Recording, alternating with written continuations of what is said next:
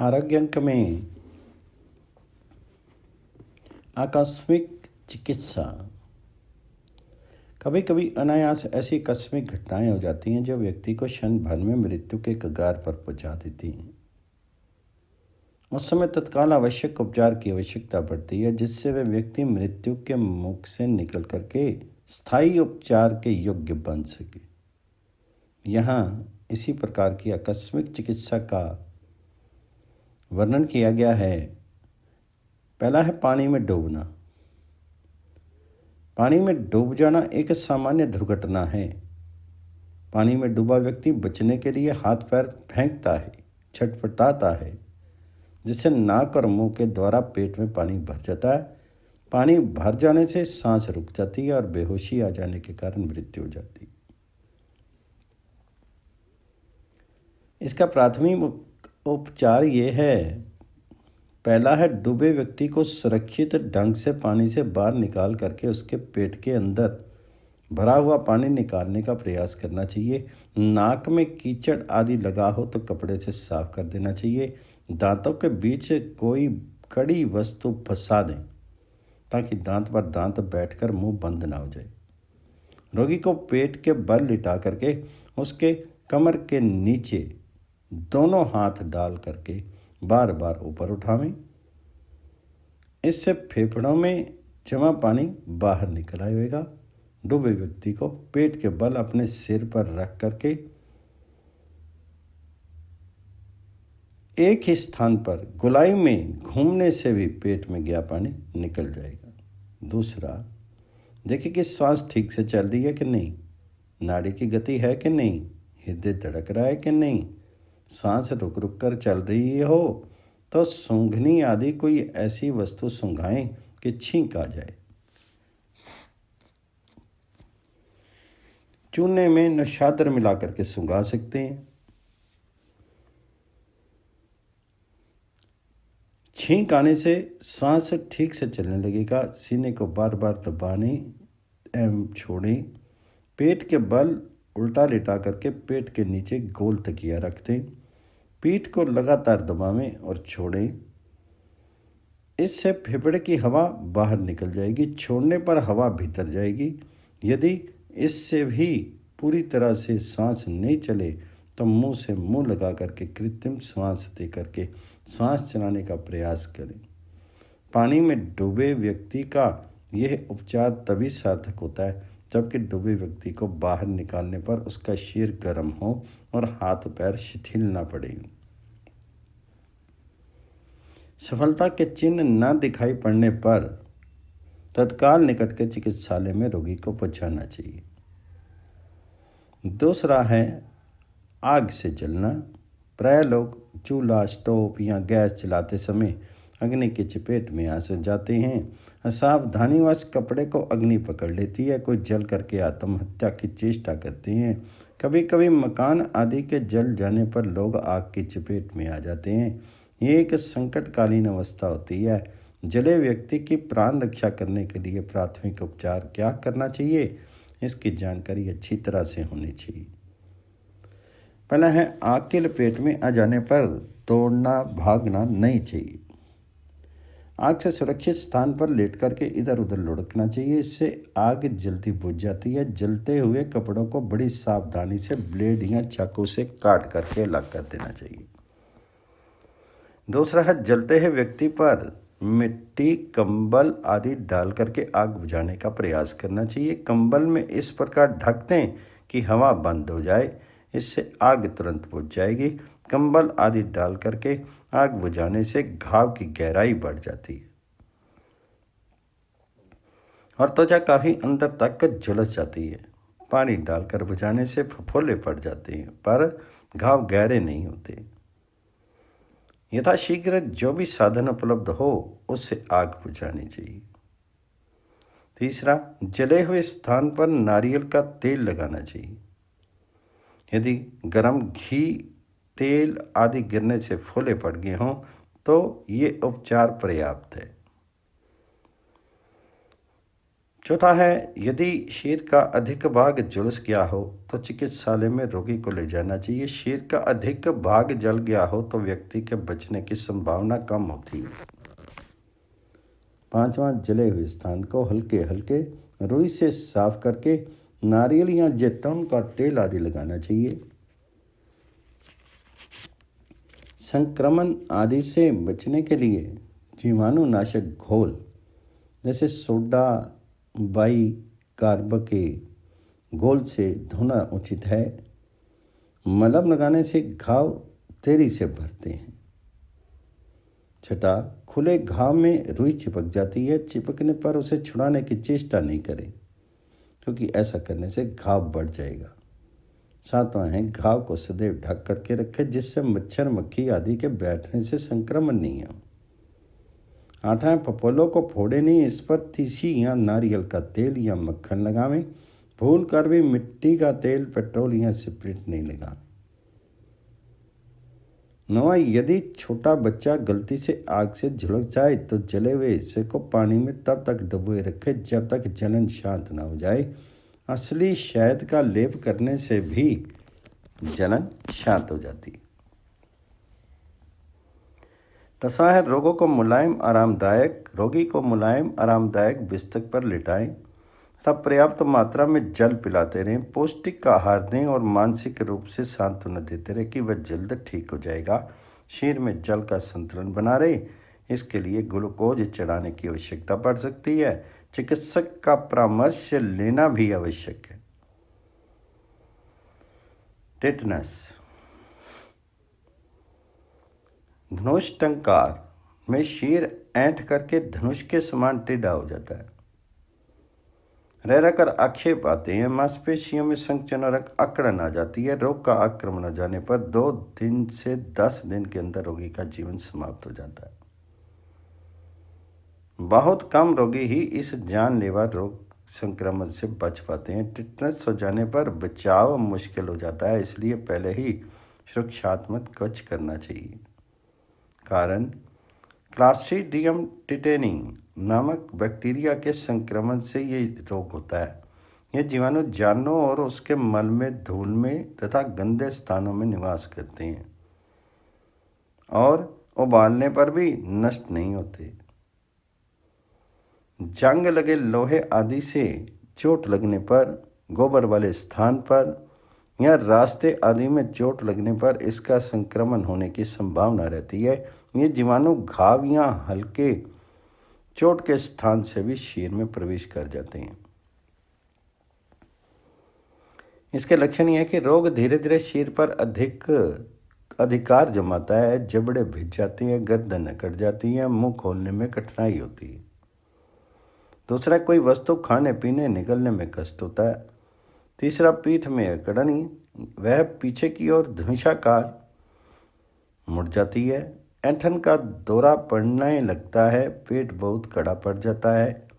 चौथा, चेतना रहती है, बेहोशी नहीं आती। आठवां, भौं और मुंह का सिरा बाहर की ओर खिंच जाता है, जिससे चेहरा विद्रूप सा बनता है। छठा, दौरों के पड़ने का क्रम चालू हो जाता है। रोग की तीव्र अवस्था में 2 दौरों के बीच का समय कम होता जाता है। पेशियों में कड़ापन आ जाता है। सातवां, रोगी को छूने, हिलाने, डुलाने से या शोरगुल से आक्षेप का दौरा पड़ जाता है। आठवां, आंखें ऊपर चढ़ जाती हैं। हालत बिगड़ने पर दौरे जल्दी जल्दी पड़ने लग जाते हैं। नौवां, निमोनिया से अत्यधिक ज्वर से या हृदय घात से 4-5 दिनों में मृत्यु हो जाती है। धनुष टंकार के लक्षण मस्तिष्क ज्वर और रेबीज के लक्षण से भी मिलते जुलते हैं। उपचार है, कहीं भी चोट लग जाने पर घाव को हाइड्रोजन पेरोक्साइड या डेटॉल आदि से धो देना चाहिए और तुरंत टिटनस का इंजेक्शन लगवा लेना चाहिए। दूसरा, शीतल शांत अंधेरे कमरे में रोगी को रखना चाहिए। समय नष्ट न करके योग्य चिकित्सक की देखरेख में यथाशीघ्र उपचार प्रारंभ कर देना चाहिए। आगे है सिर पर आघात। सिर का आघात संघातिक होता है। प्रायः दुर्घटना आदि में या लड़ाई झगड़े में सिर में चोट लग जाती है। सिर पर लाठी, डंडा, घूंसा आदि के आघात से बेहोशी आ जाती है। चोट लगने से मस्तिष्क का कार्य अस्त व्यस्त हो जाता है। उपचार है, रोगी को पूर्ण विश्राम देना चाहिए। दूसरा, बेहोशी की अवस्था में मुंह पर पानी का छींटा देकर के होश में लाने का प्रयास करना चाहिए। तीसरा, चोट को धोकर के हल्की पट्टी बांध देनी चाहिए।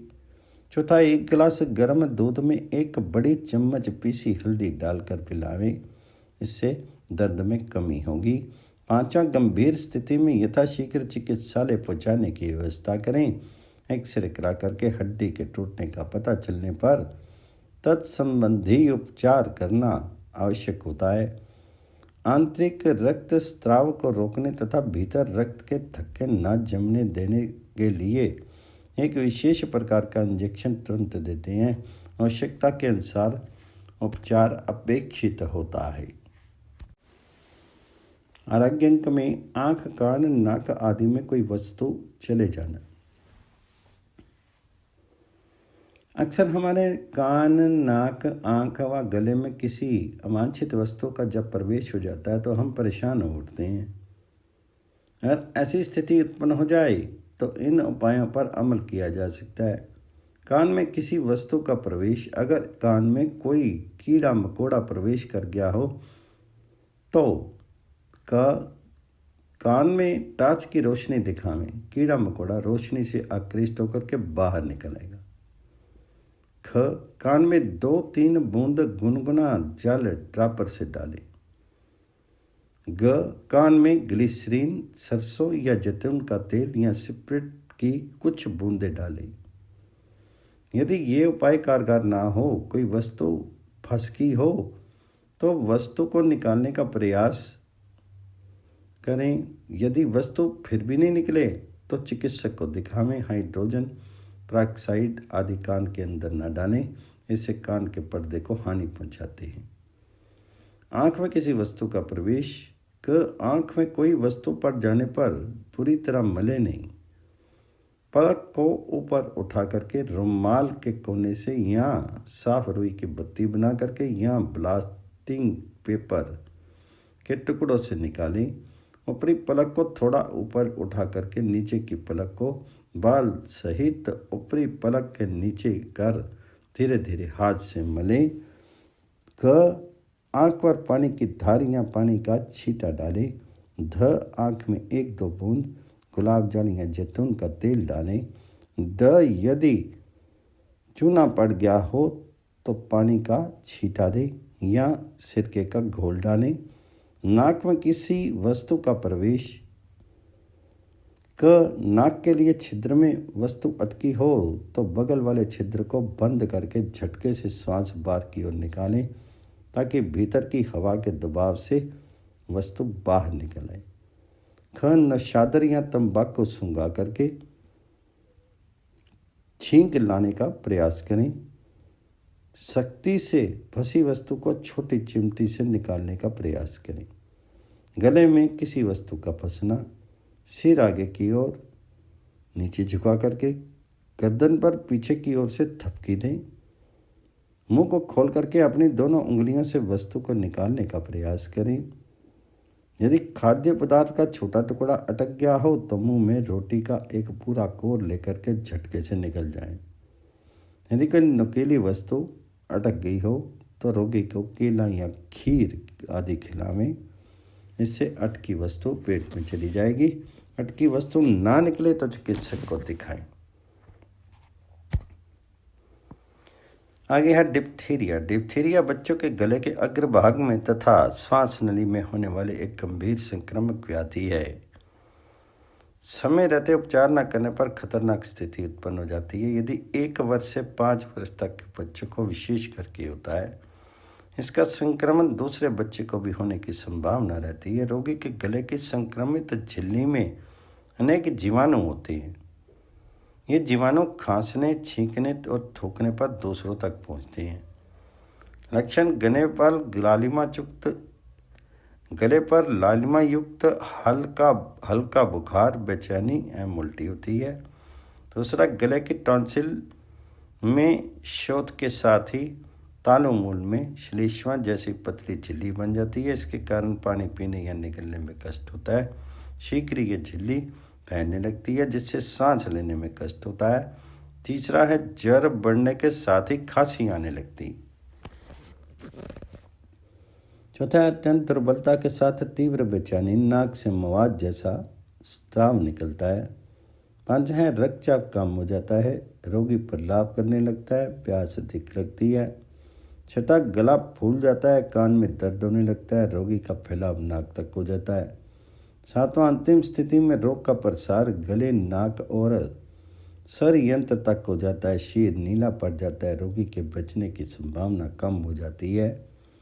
इसका उपचार है रोग बड़ी तेजी से अपनी चरम अवस्था में पहुंच जाता है, इसलिए प्रारंभिक लक्षणों का पता चलते ही बिना विलंब किए योग्य चिकित्सक को दिखाना चाहिए। देर तक करने पर अनेक प्रकार के उपद्रव जैसे निमोनिया, श्वास अवरोध, हृदय निपात, पक्षाघात आदि भी हो सकते हैं। आगे है शीशा निकलना। प्रायः बच्चे को कोई वस्तु मुंह में डाल लेने की आदत होती है। मुंह में डालने पर कभी कभी अचानक वह वस्तु पेट के अंदर चली जाती है। निकली हुई ये वस्तु कांच के बड़े या छोटे टुकड़े के रूप में, लोहे की नुकीली कील या ऐसे ही कोई ही हानिप्रद वस्तु हो सकती है। कभी कभी कांच का पीसा चूरा खा लेने की घटना हो जाती है। कांच पेट में जाकर के आमाशय या आंतों की दीवारों को काट देता है जिससे गंभीर स्थिति उत्पन्न हो जाती है। चिकित्सा इसकी है कि शीशा आदि नुकीली वस्तु या शीशे का चूरा निकले जाने की स्थिति में ब्रेड के बीच में मक्खन और रुई की तरह बिछा करके खिला दें। यह रुई पेट में जाकर के शीशे के टुकड़े के चारों ओर जाकर लिपट जाएगी जिससे आंतों के कटने का डर कम हो जाएगा। दूसरा, रोगी को पक्का केला, खिचड़ी, दलिया, साबूदाना आदि अधिक से अधिक खिलावें। रैंडी का तेल पिलावें या मैगसल्फ पानी में घोल करके पिलावें। मल के साथ कांच बाहर आ जाएगा। तीसरा, घी हल्का गर्म करके पिलावें। जुलाब आदि दे करके वह हर संभव उपाय करें जिससे वमन या दस्त हो जाए। आगे है चोट, रक्तस्राव एवं हड्डी टूटना। हमारे शरीर में रक्त का संचालन करने वाली नसों का जाल सा बिछा हुआ है। ये नसें तीन प्रकार की हैं: धमनी, शिरा और महीन कोशिकाएं। धमनी का कार्य पूरे शरीर में शुद्ध रक्त की आपूर्ति करना तथा सिर का कार्य शरीर से अशुद्ध रक्त इकट्ठा करके हृदय में वापस शुद्ध होने हेतु भेजना है। केशिकाएं बारीक धागे जैसी होती हैं। ये शिरा और धमनी से संबंध होती हैं और त्वचा तक इनका प्रसार होता है। चोट लग जाने पर धमनी का रक्त शरीर के बाहर उछल उछल कर निकलता है। इसका रंग सुर्ख चमकीला लाल होता है। सिर का रक्त गहरे रंग का होता है और समान रूप से बाहर निकलता है। कोशिकाओं का रक्त नन्ही नन्ही बूंदों के रूप में धीरे धीरे निकलता है। पहला है, दुर्घटना में चोट लगने पर यदि धमनी का रक्त निकल रहा हो तो घायल अंग को ऊपर करके रखना चाहिए। यदि शिरा से रक्त प्रवाह हो रहा हो तो उस अंग को नीचे करके रखें, इससे रक्तस्राव जल्दी बंद हो जाएगा। दूसरा, घाव को ठंडे पानी से धो करके उस पर बर्फ रखें और ठंडे पानी में भीगे कपड़े की पट्टी बांधें, इससे रक्तस्राव जल्द बंद हो जाएगा। तीसरा है, चोट के समीप ऊपर की ओर से दबाव रखने पर भी रक्त की कम मात्रा निकलेगी। पट्टी बांधने पर चोट को दबा करके रक्त का बहना बंद करने का प्रयास करें। छठा, सामान्य कोशिकाओं से रक्तस्राव हो रहा हो तो उंगली से कुछ देर तक दबा कर रखें और डेटॉल या जीवाणुनाशक घोल से साफ करके उस पर फिटकरी रख करके हल्की पट्टी बांध दें। सामान्य चेहरे पर फिटकरी छिड़क करके पट्टी बांध देने से रक्तस्राव रुक जाता है। चाहे यदि नाक से रक्तस्राव हो रहा हो तो स्वच्छ हवादार स्थान में रोगी को बिठा दें। सिर को पीछे की ओर लटका कर रखें। हाथों को ऊपर की ओर कर दें। गले और वक्षस्थल के कपड़ों को ढीला कर दें। नाक और गर्दन पर बर्फ का ठंडा पानी रखें। मुंह को खुला रख करके सांस लें और पैरों को गर्म पानी में रख दें। इससे नासिका का रक्तस्राव शीघ्र रुक जाएगा। प्रायः दुर्घटनाओं में अत्यधिक चोट लग जाने से रक्तस्राव अधिक होने के साथ ही कभी हड्डी भी टूट जाया करती है। टूटी हड्डी के संदर्भ में कोशिश ये करनी चाहिए कि बिना छेड़छाड़ किए यथास्थिति में घायल को शीघ्र चिकित्सालय पहुँचाए। हिलने डुलने से अधिक हानि पहुँच सकती है। कभी टूटी हड्डी मांस को फाड़ करके बाहर निकल आती है। ऐसी स्थिति में अत्यंत सावधानी रखने की जरूरत पड़ती है। हड्डी टूटने की पहचान यह है कि टूटे स्थान में दर्द होता है, वह अंग बेकाबू हो जाता है, टेढ़ा, लंबा या छोटा हो सकता है, भीतरी रक्तस्राव एवं मांसपेशियों के सिकुड़ने से सूजन आ जाती है। हड्डी टूटने पर एक्सरे करके सही स्थिति का आकलन कर प्लास्टर आदि करना पड़ता है। हड्डी टूटने की स्थिति में प्राथमिक उपचार इस प्रकार करना चाहिए। यदि जांघ, पैर या हड्डी की हाथ की हड्डी टूटी हो तो बिना हिलाए डुलाए टूटे अंग पर स्केल या लकड़ी की खपच्ची दोनों ओर रख करके बांध दें और निकटवर्ती चिकित्सालय ले जाने की व्यवस्था करें। रक्त निकल रहा हो तो उसे रोकने का प्रयास करें। दूसरा, हड्डी का सिरा टूटकर बाहर निकला गया हो तो ऐसी स्थिति में बिना हिलाए डुलाए रखें और चिकित्सक को बुलावें। तीसरा है, सिर की हड्डी टूट गई हो तो सिर ऊंचा करके लेटा दें, घाव पोंछ करके हल्की पट्टी बांध दें, सीने और गर्दन के वस्त्र खोल दें, उसे शांत और गर्म रखने का प्रयास करें तथा रोगी को सांत्वना दें। चौथा है, यदि रीढ़ या कमर की हड्डी टूटी हो तो पड़ा ही रहने दें, चिकित्सक को बुलावें, अन्यथा अधिक गंभीर हानि पहुंच सकती है। विषाक्तता, कभी कभी जाने अनजाने में विषपान कर लेने से जीवन खतरे में पड़ जाता है। दैनिक जीवन में ऐसे अनेक अवसर आते हैं कि कोई ना कोई व्यक्ति विष से ग्रस्त हो जाता है। ऐसे अवसर पर तत्काल चिकित्सा न करके समय नष्ट करने से पूरे शरीर में जहर फैल जाता है। यदि विष रस से संयुक्त होकर के हृदय तक पहुंच जाए तो मृत्यु हो जाती है। विभिन्न प्रकार के विषों जैसे सर्प, बिच्छू का दंश, कीटनाशक औषधियों का भक्षण, मिट्टी का तेल, तारपीन का तेल, कुचला, अफीम, धतूरा, गांजा, भांग, मदरा आदि से कुछ तो ऐसे हैं कि तत्काल उनका प्राथमिक उपचार इस प्रकार से करना चाहिए। पहला है, अधिक मात्रा में नमक का घोल पिला करके उल्टी करावें। उल्टी नहीं आने पर साबुन का पानी पिलावें और मुंह के अंदर गले में दोनों उंगली डाल करके उल्टी करावें। अधिक मात्रा में घी पिलाने से भी उल्टी दस्त हो सकती है, जिससे विष बाहर निकल जाएगा और उसका प्रभाव कम हो जाएगा।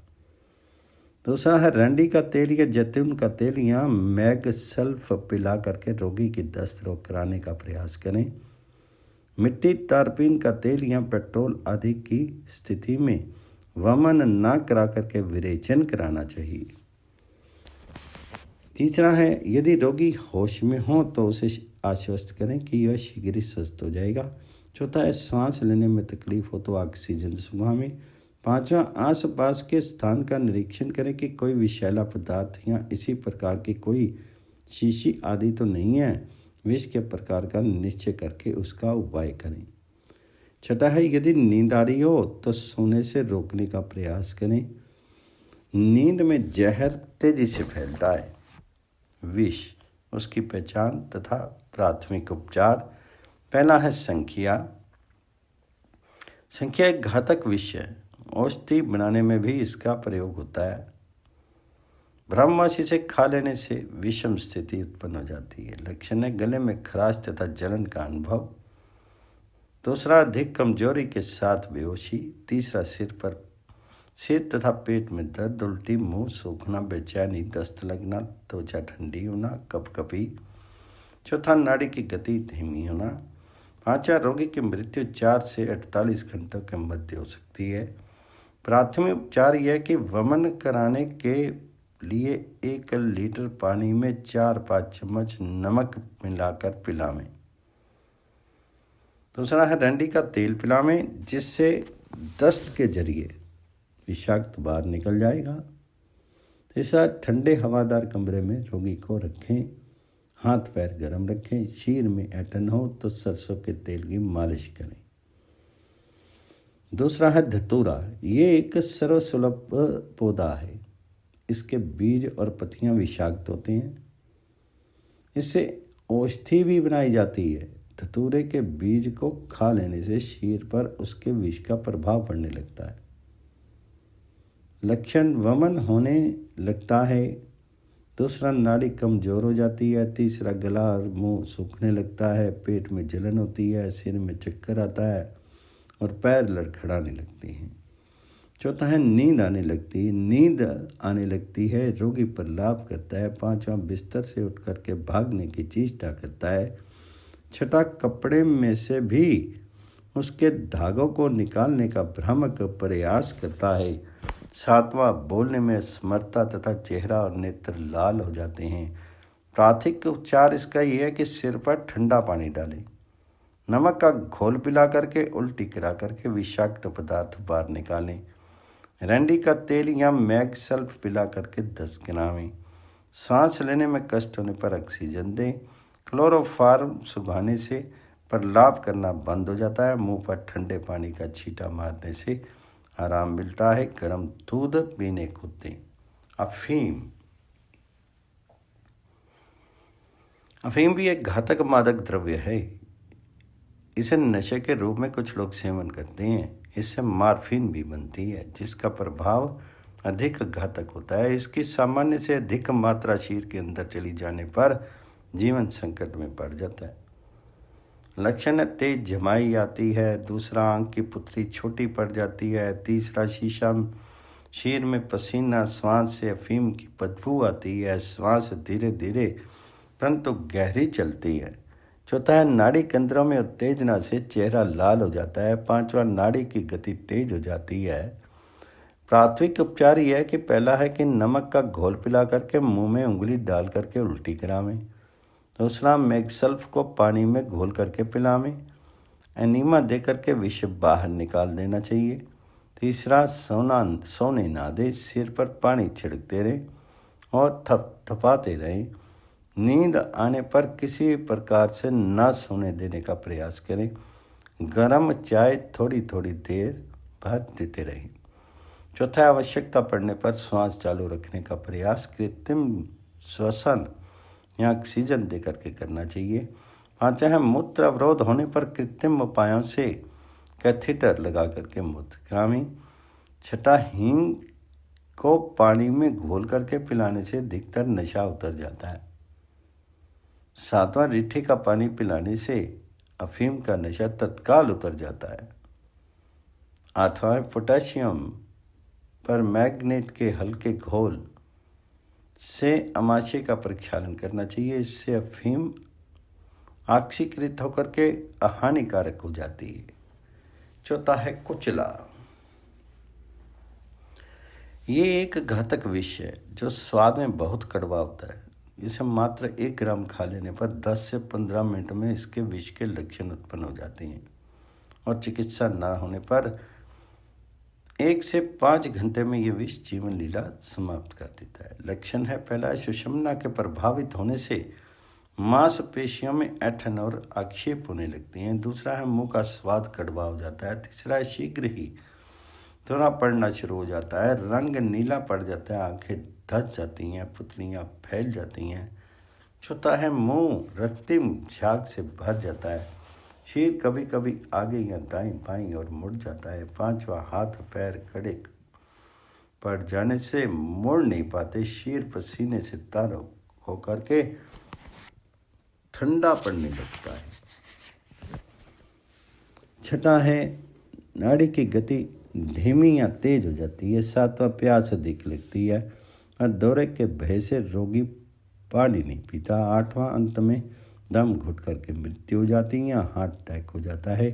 प्राथमिक उपचार यह है कि पोटेशियम पर मैग्नेट पानी में घोल करके जितना हो सके तुरंत पिलावें। दूसरा, नमक का घोल अधिक मात्रा में पिला करके वमन करा करके पेट साफ करें अथवा वमन ना होने पर ट्यूब से पानी पेट के अंदर डाल करके अमाशय धोने की शीघ्र व्यवस्था करें। तीसरा, आक्षेप रोकने के लिए क्लोरोफार्म सुंघाना चाहिए।